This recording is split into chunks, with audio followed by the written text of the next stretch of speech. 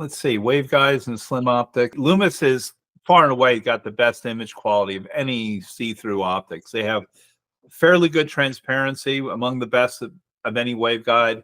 Their image quality is far and away better than any diffractive waveguide I've seen. The question with Lumus has always been, can they build them in volume? And they've been partnering up lately with Schott. This has been 2 years in a row. They were prominently featured in the Schott booth. They had a, they were there in the booth. Plus, Schott prominently was displaying what they were doing for them. Schott also does diffractive waveguides, though, so they were being even-handed in that regard. Schott's one of the world's most famous glass companies. And if you look at what Lumus is doing, it's basically a glass problem. You need a really high-end manufacturing glass capability to do it. And so they've been working with Schott to develop a process for making their thing, because their thing involves taking glass and sandwiching it with coatings, but then slicing it. So it's, imagine if you took up this sandwich of many, many layers of glass with coatings on each layer, but then you cut it on a diagonal. And then you have to then make that diagonal glass very, very flat and work right. So they've been working with Schott on doing that. It's amazing what they've been able to do. They used to be one-dimensional. For over a decade, they were what they call 1D expanding, which meant they need very large optics, and usually in the vertical direction, and then they'd shoot horizontally. So they needed a very large optic, but finally developed a 2D expanding optic. So they actually expand the light in two directions. And by doing 2D expansion, it meant that their display or projector box could get much, much smaller, because it didn't have to be large in one direction. Since you now expand in two, they can come up with a very small optical engine.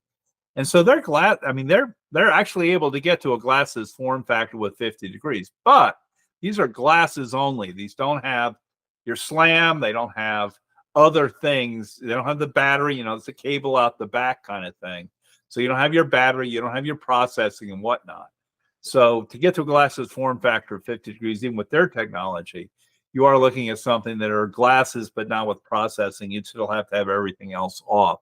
And by the time you add all that processing and stuff, you start to resemble more like HoloLens. But image quality-wise, it just blows away, far and away better than any diffractive waveguide I've seen to date. I completely agree. The visual quality, visual experience is superior to any diffractive waveguide I've seen.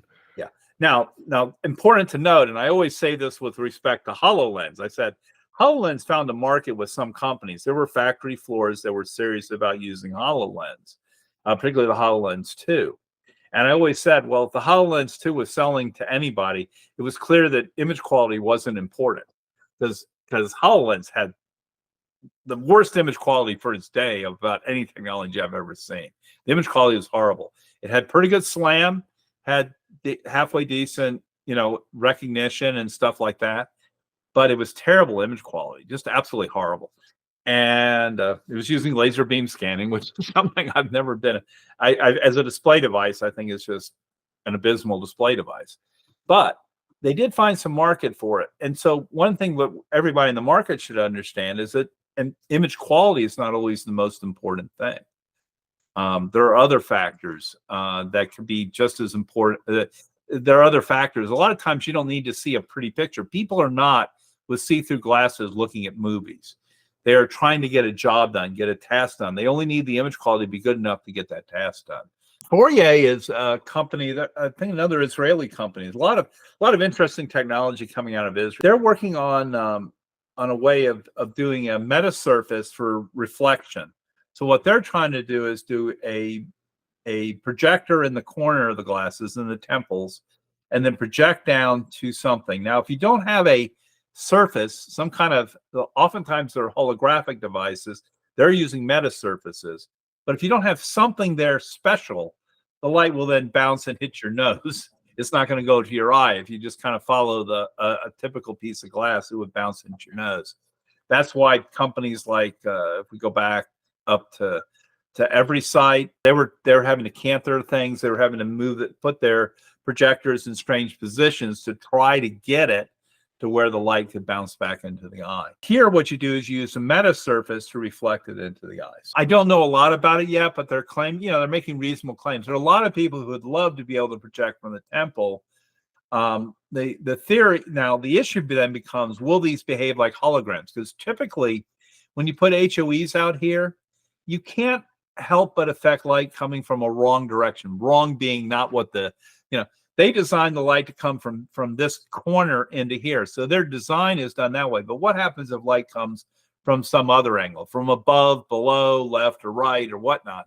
A lot of times this is where you get, sometimes people call this the rainbow, but rainbow effects are used for so many different things. But basically what tends to happen is most of these things will be somewhat wavelength selectable or have a wavelength function in them. So what's going to happen is light coming from a certain direction is going to break up, but it's going to break up into colors, because if you have white light coming in, it's going to break up into red, green, and blue like a prism. And so you tend to get these color rainbow effects. But anyway, Fourier is one of the companies working on as an alternative to HOEs for doing this thing of shooting out and coming back to the eye from the corner. So this, in theory, gives you a cleaner design, less stuff up there. Part of the problem gets to be, what's this projector going to be? A lot of people use laser projectors. And as I've said, laser projectors generally are a lousy way to generate an image. They just don't, the laser scanning process tends not to generate good image quality. Morphonics, they're a waveguide company, but they're doing big waveguides. They can do either on big sheets of glass. So their goal is to get the cost of waveguides really, really low by going to very large form factor sheets of glass, large windows, large pieces of glass that they can put diffraction gratings on. And it's basically a printing like process. So they've come up with a way of developing this so they can build small waveguides, or they work with Leia. So they basically built a large piece of glass with these imprintings on it to work for doing the light fields. Basically, it's a little bit like lenticular, but basically to direct light to the eye.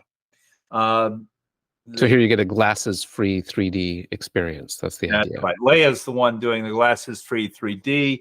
I've had people. I was talking to a guy at the CID. There was a company doing true light fields, claiming that this isn't a light field because it only works horizontally. This tends to this type of thing only I believe works when you move side to side, but not if you go up to down. That's a design choice, though, more than it is a technology limitation. Because the display itself is limited in its resolution, if you're going to be splitting it up into multiple views, and given that we are horizontally oriented as humans in the way that we see the world and appreciate 3D, then you're going to split that up more horizontally than you are vertically. Right. Well, it turns out if you split up 100% horizontally, then you're even more limited. Now, I don't believe, as I remember it with Leia's actually doing the light control actually in the illumination side. It's what I call illumination side control of it. So some people I think Looking Glass works on the other side. They're going to put lenslets, little tiny lenslets, to try to break up the light field. So they're taking pixels. They take a really high resolution display and they break it into these little some people call them voxels, but basically these little things that are each angle of light of an image. So the way you do a light field classically is you take a high resolution display and then take the individual pixels and have them work over a range of angles. And if you do this correctly and you put it all back together, then you get something that approximates all the angles of light. Now it's quantized, so it only works over a narrow range, and sometimes you'll get gaps where when you move your head a little bit, you'll kind of see a little breakup in the image, because you don't get something for nothing. To make it really, really good quality, you need to have almost the real world has an infinite number of light fields, or has an infinite number of light field elements. So what they're trying to do is recreate the light rays the way they come. However, you end up with limitations. Well, in the case of Leia works, I believe, on the source side. So basically, how you illuminate through there, they're creating those the kind of angles of light in the illumination side, and by doing that, they can now switch it on and off. Because if you don't go through that way, then you can have a normal display. This is how the trick of Leia is, that they can have a normal display where they illuminate it uniformly, or they can illuminate it with this real selective light rays or groups of bundles of light. And by doing that, it can then turn on the light field type thing. And it works to a degree if you get in the sweet spot. Now, I believe that with this particular demo, it does involve eye tracking. So what you have, or head tracking. So what they're doing is to enhance this some more. I believe there's a head tracking camera in there. So when you move your head around, it's actually doing some adjustment to the image, and that's going to improve the sweet spot. If you don't include the head tracking, then you get a much narrower cone of it working. Whereas if you can, so what happens if you have two people looking at this display, it doesn't work very well. You see a double image. So it only works for the one person who's in the image. Cellid is a company out of Japan. I kind of call them in the most improved category, but it's because they didn't look very good before. They've definitely been improving, and their rate of progress has been rather remarkable. They had some really terrible demos at CES a year ago, and they were better this year. And so they keep making progress. So I kind of say, but they're yet another diffractive wave company. They're out of Japan, but they have been making fairly rapid improvements. So it's kind of like they're improving at a rate that's interesting, because what you have to look at these companies is not just where they are, but kind of how they're making progress. So as you get a little bit of experience with them. But Cellid right now is, to me, an unimpressive in terms of compared to where people who are much more mature than them. You can see that they're forward projecting right now. So they have forward projection. The image quality, you see color variation through it, like you kind of see how they're changing colors through here. Nothing's real impressive in it yet, but I have seen it get a lot better. It was really terrible a year ago. Now it's getting into the range of where I see other companies were a couple of years ago. So they're definitely improving. LetinAR was in a lot of places at the show. LetinAR was famous for their pin mirror. They've now moved basically totally away from the pin mirror concept, which is the original reason to exist. And they've moved to these slats, which are really a form of pupil replication. They have a series of pupil replication slats. And so they're kind of a little bit like Lumus in a way. Yeah. But the difference being that, as I understand it, the Lumus slats kind of overlap a little bit. So you're getting kind of a blend between the slats, where these are much more rigid. And what happens is, if you don't look at them right, you see gaps between the slats. So they're much more prone to seeing this breakup or these slats.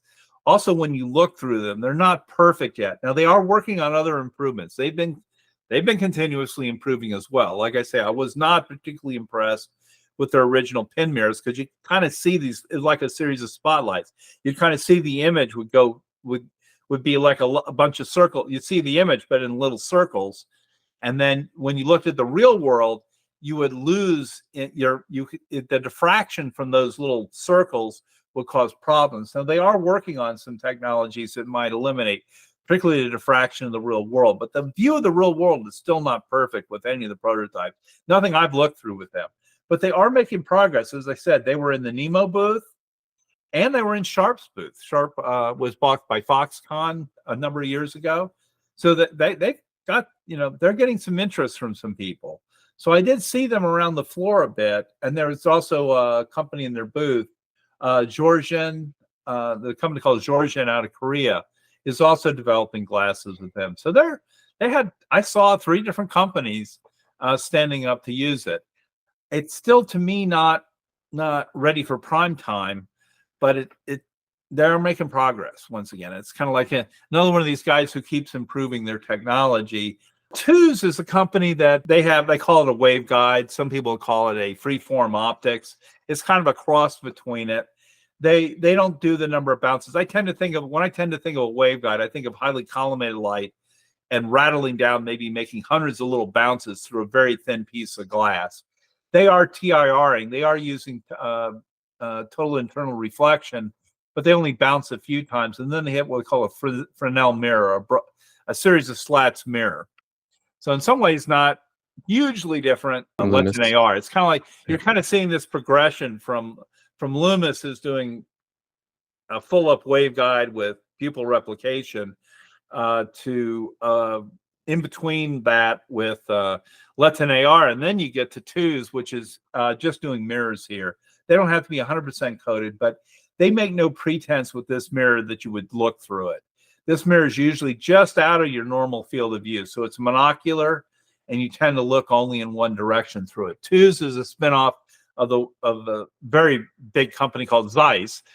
Zeiss made very famous lately for making the optics for the inserts on the Apple Vision Pro, but that's a giant optics company out of Germany, and so they were famous for doing this, but they've also started saying, "Hey, we're really a lens company. We're an optics company," and I don't know whether they got spun back into Zeiss or they're still a subsidiary or whether they're an independent company, but they're still very closely, their largest investor is Zeiss, and they're still closely tied. But they started doing encapsulating planar waveguides. They said, hey, if you have a waveguide, we will encapsulate the optics for it. This is known as push-pull optics. It's push and pull, that you have a side that's on the eye side that's got to be curved. So there's a side of the optics between the waveguide and your eye. That's going to affect this curved surface, and the refractions that you get from it are going to affect the focus of both the waveguide and of the real world. So what you have to do, if you want to be neutral, to the real world, you have to make this curvature near your eye equal to the on the curvature on the other side. So that's the push and the pull of it. So what you're now doing is neutralizing that effect. So you're only affecting the focus. Because, by the way, if you do a waveguide, a classical waveguide, which also technically are not waveguides either, but that's another subject. But they have to have collimated light going in. Light that's collimated appears to focus in infinity. Normally on these headsets, the most common thing is around 2 meters. You want to move from infinity to 2 meters. So what this is doing is shifting the focus from infinity back to 2 meters, because generally 2 meters is too far away. It's going to make it really hard to deal with things in the close up to you. Now, what you can do is, by how you vary this and how you vary that, you can also start do vision correction. So there's a company that was bought, I want to say they were bought by Apple, Lux XL. They were out of Belgium. Meta acquired them. Sorry. You got to get their name. You can't remember the names out of this card. They were acquired by Meta. Sorry about that. Yeah, I got to read my own blog sometime. I know I wrote about it. Tooz developed this. They're saying we're in the optics business. We're not in the headset business. So we don't care whether we put the optics one way or the other. One thing that does demonstrate, and I think this is not by accident on Tooz's part, is you see how much thinner they can be with their own thing, what they're doing, the TIRs.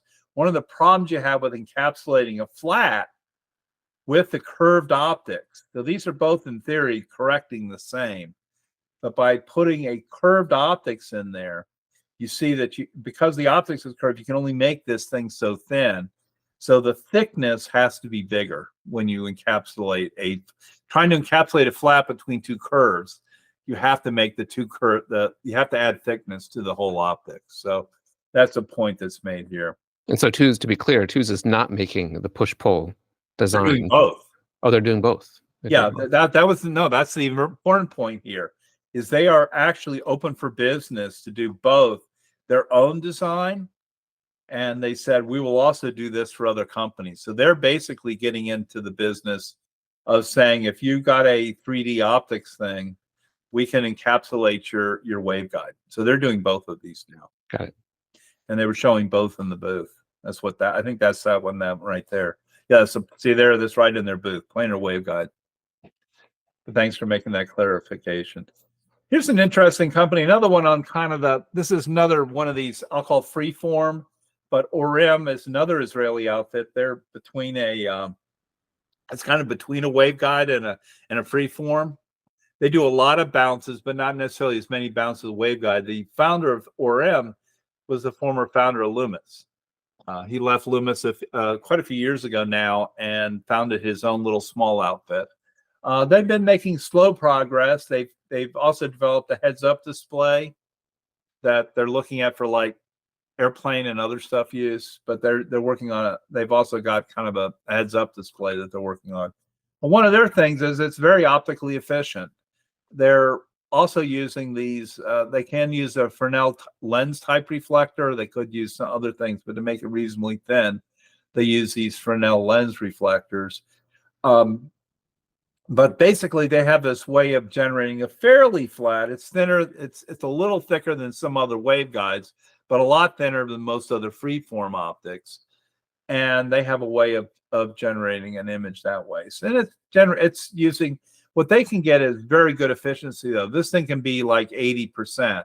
You know, what people don't get with a lot of these optics, like a bird bath, a typical bird bath like X-Reel, maybe 12% of the light gets to the eye that from the display, and 25% from the and maybe 25% from the real world to the eye. With something like this, they can get around 80% of the real world light to the eye, and they can get, you know, 20% of the light, because it's basically in this reflection, whatever this reflective coating is, very similar to Tooz. Whatever this reflective coating is kind of determines the real world versus display ratio. So they're almost, in other words, if you get 80% to the eye of the real world, then you get 20% of the virtual world to the eye. So they're fairly efficient. When we look at waveguides, like Lumus is a few percent to the eye, and typically diffractive waveguides are less than 1% of the display light. Now, what they do is they collimate that light. This is the other real trick. When they collimate the light, they get this light really bright. People don't get this. They don't quite get how bright, like LCOS. People think LCOS is not very bright. Well, if you're talking nits, you can get over 1 million nits out of LCOS with the light and collimating the light. Because what nits are is light over angle. Well, if you can get a small enough illumination source and use the optics to really concentrate that light source, you can get really high nits out of LCOS as well. This is one of the most interesting things I saw at the show. I'm not going to. This is a design. This reminds me of the 1950s, especially Southern California, where the weather generally is pretty nice, and people used to have all these slats on their windows. The window itself would just be like a Venetian blind where you can adjust the slats. Yeah, each of these is a pupil replicator. This is a pupil replication thing. What they're doing is each of these actually vibrate.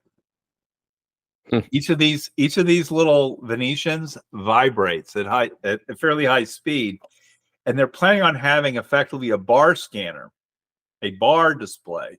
It might have a few rows of pixels and a few colors of pixels, but the idea is to have a bar of LEDs. And this is actually these are pupil replicating and scanning them into your eye. So this is look at this as a combined pupil replicator and horizontal scanner. So you have a micro LED array going across the top, but it's a linear one. Might have several rows of pixels, but not a lot. And so what you do is you actually turn it on and time sequence scan it into your eye. So these are scanning at like 6 hertz. The whole thing kind of vibrates. That's one of your big problems, I think, is that this vibration rate is going to be in the 60 to 120 hertz, or maybe a little higher than that. You're going to be right in the audible range. So I don't know how well this is going to work out, but it's just, I thought it was fascinating that it was an attempt being made to do this. But yeah, each of these is actually vibrates and moves. I threw this up there. This came from the show.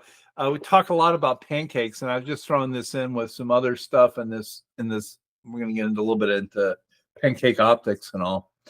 One of the interesting things they showed was a foveated display where they were actually going to have a single display time sequence. And this is all research stuff. So one of the things I always say when you can almost guarantee when a public conference like this with all the competitors there, because this was shown at the AR/VR/MR show. So when a company shows something like this to all their competitors, you can almost guarantee they're not doing this in a product anytime soon. So this is not a product. But what they were showing is how they could do a foveated. I thought it was interesting, and it's a pancake optics. Well, what they're going to do is put people don't realize this, but what you do with pancake optics is you're kind of switching the polarization of light. You're basically using polarized light And by using called quarter wave plates that can rotate it, you can affect the path of the light through the optics. And what you do is with typical pancakes, you make 2 passes through the optics. You basically have a lens mirror. A mirror, it acts as a lens on the first pass, and then when it comes back, it acts as a mirror by basically how you've manipulated the polarized light. What they were doing is they were using a liquid crystal. If you think about liquid crystal, it's like a variable retarder. So it can act like a quarter wave plate you can turn on and off. So what they're doing is they were saying, hey, on one of these passes through these optics, we're going to make it go a different path by using this liquid crystal to make the thing avoid one of the paths through the optics. By avoiding one of those paths through the optic, by not making the reflective pass on one of them, the display will be seen as a small image, but much higher resolution. So it's on the second pass. The main thing that they're doing with pancake optics, by making the 2 passes, you're trying to blow the image up, because basically you don't have enough distance to make the image big enough with a single pass through the optics. By making the pancake and doing the polarized light and switching the light, you can make 2 passes through the optics and make the image a lot bigger. So anyway, what Meta said was, hey, we'll let it come through without that second pass through the optics the first time, and we'll get a high resolution. We'll then time sequence. So we'll do that once, and then we'll switch it. And then the second time frame. So you're doing this time sequentially. You're getting a high resolution but small image and a low resolution large image. And then we're going to blank out. And then what they do is they're going to window out one of the images on the one pass and then window it out the other way on the other pass and blend that all together for a foveated display. Like I say, I don't think it's real practical, but I found it interesting that they were, it's kind of one of the extreme cases of trying to do pancake optics. Basically, what could you do with them? You might see people do stuff like this, there's been some talk of using liquid crystals and either electronically or otherwise to enhance the characteristics of pancakes, not doing it this complicated or trying to make a foveated image, but basically trying to correct for the optics or correct for where you're looking. If you imagine if you're looking in different directions through the optics, you might put a liquid crystal that you control in there to try to affect how the light's going through the optics. This reminds me of Vario. That was the Nordic VR company that did a really amazing super high resolution internal image display, and then they had a lower resolution outside of that. Same sort of idea and concept. Yep. But precisely, it's exactly what this. But one of the things that nobody ever solved, including Vario, and I wrote about Vario years ago when I first saw it, and I hadn't heard of them. I said, I bet they're not moving the display. And this must be like 5, 6, 7 years ago now. And, I went and asked them, well, are you moving the displays? Oh, yeah, we got to work in the research lab. Well, I've never seen it. They never solved it. Vario right now, as far as I can see, is just going to high resolution displays. They're kind of what's happened is that the complexity and the difficulty of doing the double display is, I think, getting surpassed by just give me a more expensive high resolution display. Just spend more money on the display device, and that wins the technology war. You could still see, even what they realized though, what Vario realized is that they could that really 90% of the benefit or 95% of the benefit comes from the central display, not moving it around. So they called it a fixed foveated display. Good marketing term. Yeah, it's a foveated display that doesn't move.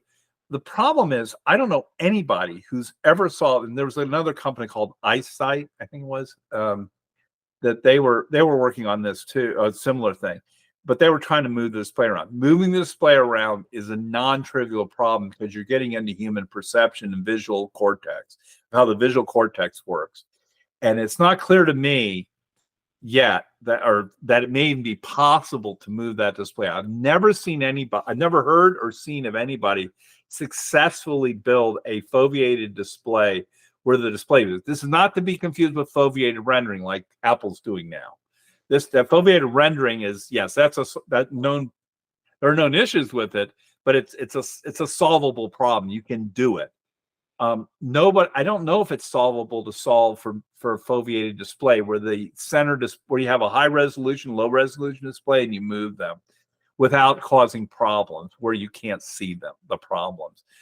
As you start to move a display around, your brain doesn't you don't exactly know when when the eye is blanking. The eye does what I call does kind of a semi-blanking. It never totally blanks. And because of that, you always will perceive that the image is moved around. And the problem you have is if I move an image and your eye is jittering around, how will your brain interpret it, the display moving versus your eye movement? Will your brain say that, well, my eye moved and that didn't move right, and will it just cause artifacts? Because artifacts is kind of the broad category of something went wrong in your brain. I see something. Well, that artifact is because your eye didn't interpret it the way that whoever was generating it wanted you to interpret it.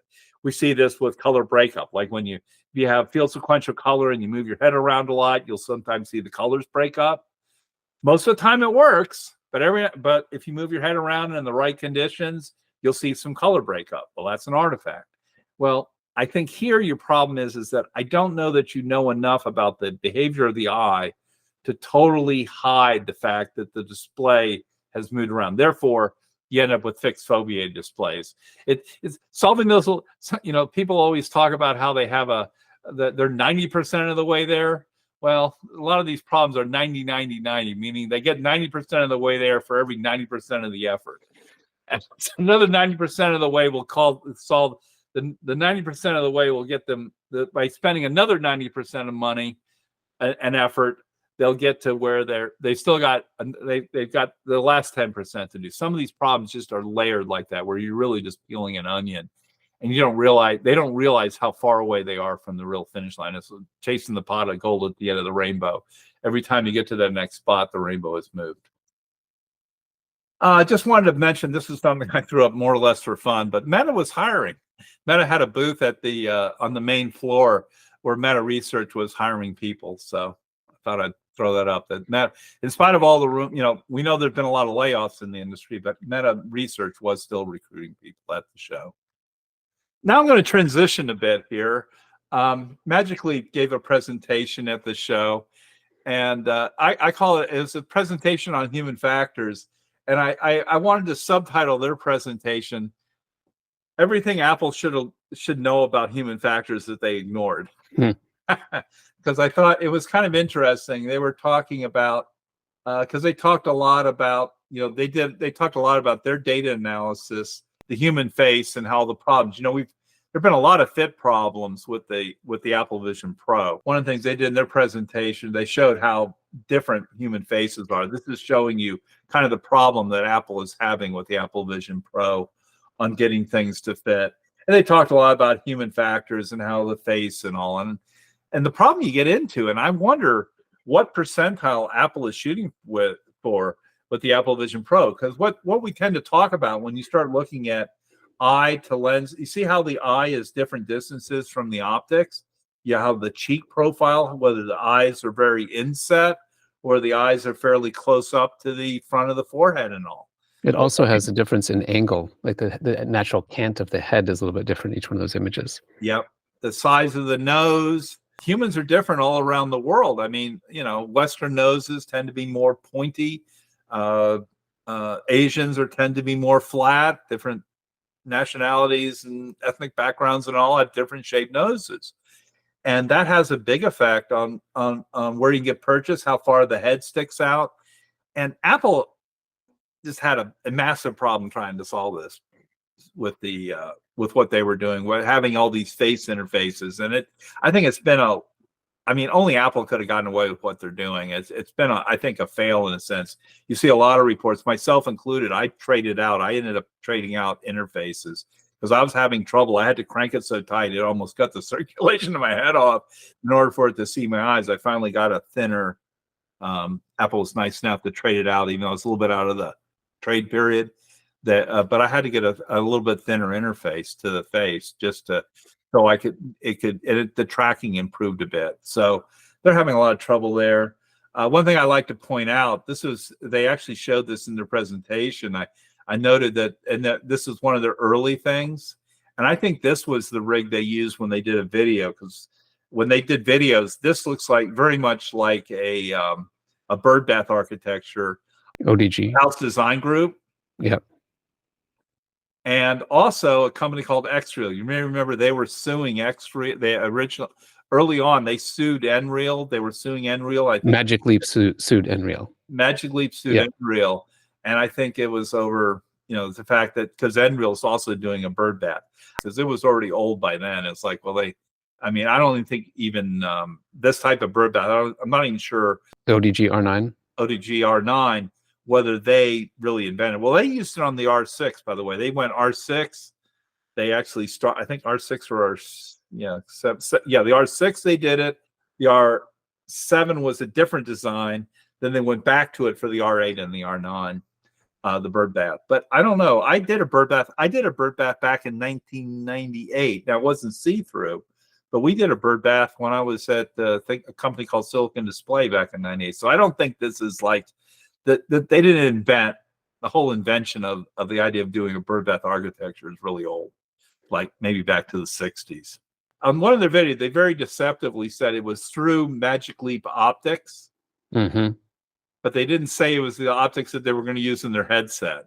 And I did an analysis of that video, and I said, I think that video is using OLEDs. I don't think that video is using fiber scanning or LCOS. I think it's got to be an OLED, just based on the way the video.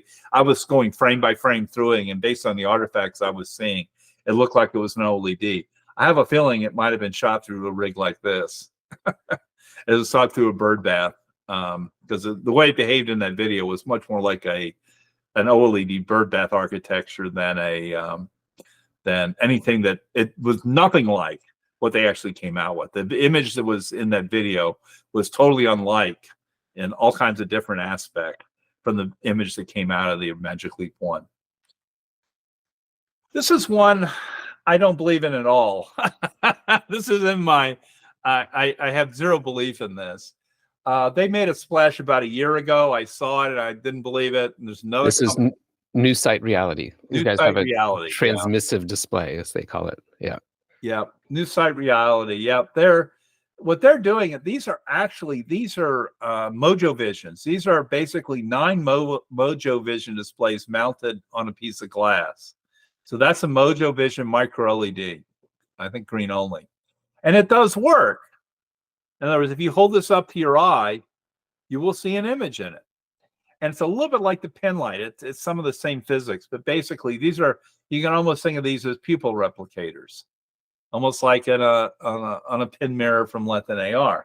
The problem is, if you do this as a display device, you're now left looking through this. And I'm telling you, with diffraction, people forget about diffraction, but when you're trying to look through something like that and hold it up to your eye with dots that are that big, you're going to see stuff. It's going to look like crap looking through it. It's going to be looking like you have dirty glasses and streaks and stuff, and it's going to look terrible. This is never going to work. This idea of having a display device is see-through, while it will work for a micro, like we saw at CES, we saw both LG and Samsung classically had these video walls or big through transparent OLEDs. We can do that with an OLED where you have a big display, have a teeny tiny little pixels, maybe 1% of the area is the pixel, and 99% of it's clear. That's different than here, where you've got these things that are a significant portion of field of view that are held up to your eye. And what you're going to see when you put this up to your eye is a bunch of out of focus blobs. And it's not going to be a pretty way to look. Plus, you have the diffraction, the light as it goes around these blobs, each of these things is going to get bent. So what you do is when you're looking at the real world gets really wobbly and stuff. This is never going to work. Some other things on other eye tracking and optic stuff. I talked about this company last year mostly, a company called AddOptics. They're kind of a spinoff of LuxXL. And what they're doing is they're doing 3D printed molds, whereas LuxXL is 3D printing the glasses. And they can actually 3D print not only the glasses, but they can 3D print molds. They can print molds as well. But these companies decided they would focus on doing 3D printed molds. And the idea being that that's a much these would be limited run molds. I don't know if they do 100 or 1,000, that kind of order. They're not for doing custom. They're basically, the problem with 3D printing, as you can imagine, is you've got the printing time of an extremely high. If you think about 3D printing glasses or a lens, you have to use very thin agents. Whatever the material has to be, it has to be extremely thin because you can't have layers in it. Because Lux XL was printing things so thin that they didn't need to sand or anything. People have 3D printed before optics, and normally afterwards they have to come back and resurface them. But Lux XL was printing extremely thin layers. But now you have to have a very big, expensive machine tied up printing each individual lens. So you order a lens, okay, we'll start the printer on, and I can print exactly what you want, but I'm going to have to do all that time. What AddOptics is looking at is something in between, where what they would do is they'd have a mold set, because it turns out with about 400 or so, 400 to 1,000 optics, you cover like 98% of the human population of the optics they need, except for varifocal. You know how you have variable focus lenses that like for bifocals and stuff, that you have to surface. Diopter adjustments and cylindricals where you kind of have a distortion in this direction. Normally these things are printed on round blanks and you can rotate them. So and people these days are starting to get their prescriptions done in, like when I went in for my Apple ones, you learn that you have a cylindrical, but you also have an angle to the cylindrical. Well, the beauty is that angle you can print. You only have to have the cylinder, and you can literally rotate a round blank. So if you've ever looked at glasses blanks, they're always round, and that way you can rotate around, then they cut out the lens. So you can get the cylindrical and how you rotate it before you cut it out. Print the mold, then you can have a whole bunch of these things kind of sitting there ready to go, where you only had to finish them off. They can go with and without air gaps. Kind of everybody's talking about that now. It turns out one of the newer neat things that Lumus is doing is they're claiming they can use theirs without, they do not need an air gap on their newer technologies. Although if you're doing two parts, it's not a huge problem to leave an air gap when you do two parts like that. If you have like a front mold, that push lens and that pull lens, and you put them together, build into the molding and how you do that, maybe an air gap. It's still simpler with Lumus that they do not require an air gap. There's an advantage to it. And you're probably going to also have a less surface. If you don't have to have an air gap, you don't have the coatings issues. You don't have some of the reflection issues you get with an air gap.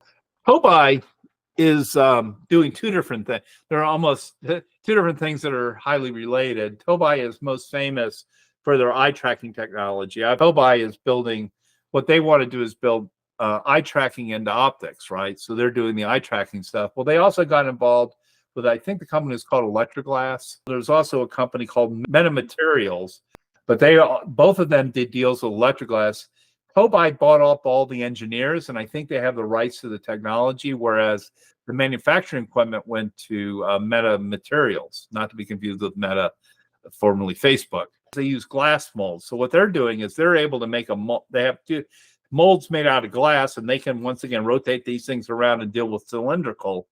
And with these molds that are made out of glass, they can now make, it's a resin type lens that they inject between the two glass molds. And the beauty of glass molds is you can have hundreds of different glass molds. So it's another kind of thing on the theme of making a mold versus making a individual printed lens. And then what their big thing is to embed electronics, or they could embed waveguides within these within the optics here. So they're yet another company working on the optics side. So they kind of they really were focused as a company on eye tracking, but then drifted into the idea of doing optics for their eye tracking technology, both LEDs and cameras and stuff. Zinn, I didn't get to spend much time with them. I basically said hello. But they're another company working on eye tracking. I'm not sure if this is a LiDAR-based camera, but they have some sophisticated ways of doing eye tracking. So Zinn was another company I just very quickly took a picture of, and seeing 50 companies in a month, I didn't spend the time with them that I would like to. I'd like to go back and find out more about what they were doing. Lumotive, they're working on LiDAR-like stuff. They are looking at getting more involved in the near eye space, but their main market, kind of suggested by their name, Lumotive, is they're doing laser scanning using an LCOS backplane. So they're using liquid crystalline silicon, but using a phase type where they can scan the laser beam. They're doing laser scanning solid state, as opposed to most laser scanning is done with mirror or prism. Actually, the most common way for doing LiDAR and like automotive use is to actually have a motor with a prism on it that's rotating, and that does the scanning process, kind of like a really old laser printer. But what these guys are doing is they came up with an LCOS-based device that will now do laser scanning for LiDAR. They're looking at also using this for doing SLAM and other things for near eye displays as well, because the advantage of their technology is that with a scanning mirror or a rotating mirror, you've got a very fixed scanning pattern. You're kind of limited by the mechanical inertia of everything. Even on a real tiny mirror, the horizontal scan rate, and one of the reasons why mirror scanning is a lousy way to make displays is you can only move that mirror so fast that it tends to want to move in resonance, which means that it's got a natural frequency it wants to go. And the faster you want it to go, the smaller and lighter and less mass it has to have, because that resonant frequency gets to be a function of mass. And if you put too much mass in there, you can't get it to go very far. So one of their advantages is they can create unique scan patterns, because they're not limited by that. They're limited by whatever the switching speed of the LCOS is. They can make weird things. They can make double scans. They can do all kinds of weird scanning processes. This is more gratuitous, some old friends. These guys are Greenlight Optics for people in the US who need optical services and all. Greenlight, I've known them for, golly, since my Syndiant days. So I've known them for going on 15, 18 years. They were former 3M people, so they're very experienced with polarized light, dealing with polarized light.